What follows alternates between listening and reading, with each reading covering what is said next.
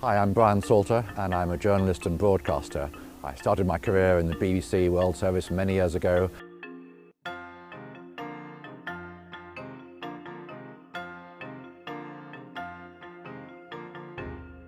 I've been in Beijing for just over 6 years.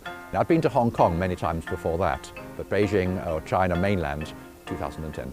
At the moment we're in Taoyuan Park, which has to be my favourite park in Beijing. Many people, many foreigners don't know that Beijing is full of parks, but Taoyuan to me is the best because it epitomises just so much of what there is here.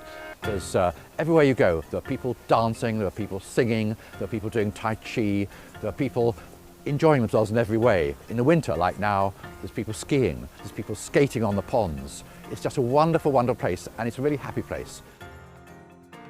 Well, I was working in the BBC in the 1970s and 1980s, which is a long time ago. And in those days, we didn't really think much about China at all. So I think before I came to China, I didn't really have a very good idea what it was going to be like. We always think back to the 2008 Olympics, and that was a great shock to the world that Beijing actually was a modern city, because most people in Europe never thought that. So when I came, I really came with an open mind, and I was quite surprised about the mix between the old and the new, which was quite a surprise. One always sees pictures of the city and stuff like that. But that, combined with the really modern side of Beijing as well, was probably the biggest surprise. Because China is now becoming more and more important in the world.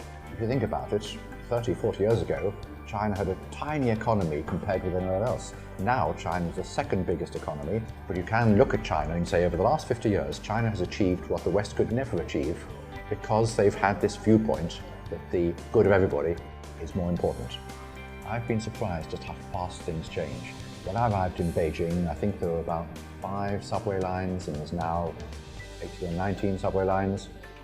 If you look at the high-speed railways, which were just starting off really when I came, there was a high-speed to Shanghai and Tianjin, and that was about it. The pace of change is phenomenal. You look at the way buildings go up almost overnight. You look at the way more and more roads are opening, and the whole infrastructure is happening. China has come of age, and it's now showing the rest of the world what it can do, which the rest of the world can only dream about. Well, I think people see China and how it has changed dramatically over the last decade or 2 decades. And they see the railways which work, and they run on time to the minute. Chinese railways are superb. They're clean, they're efficient, and they work very well indeed. So they see that and they think, I mean, in the UK where I come from, British Rail is a disaster.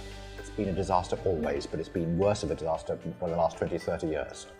If they could have a railway like you have in China, it would change the economy overnight, because people would rely on it. Because I'm a journalist, I tend to go around and look for new things all the time. You never know when you're going to see a new story. And I was travelling on the subway one day, and I was at the very end of line 6, the station called Luchun, and there was a beautiful mural of, it was the map of the subway, but done in a beautiful mural. And I commented on this to somebody and said, well, it's amazing. And I thought, hang on a moment, everywhere you go, well, half the stations at least, more than half the stations on the Beijing subway have artwork. They may be murals or sculptures or calligraphy or whatever it is. And most people, they've got their head buried in their phones, they've never noticed anything. So I thought, well, let's take a few photographs and show some of my friends, because some of them are amazing.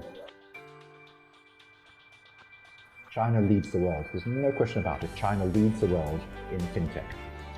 The very fact that I can pay for a restaurant, I can pay for a flight, I can pay my utility bills.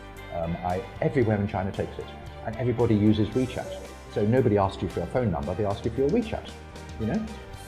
And you can pay everything with that. And you don't have to go around with cash at all. Every shop you go into will accept it. And it's instant. You don't have to think about it. It is absolutely a world beater. There's no other country that has anything remotely like that. In the UK, we still use plastic.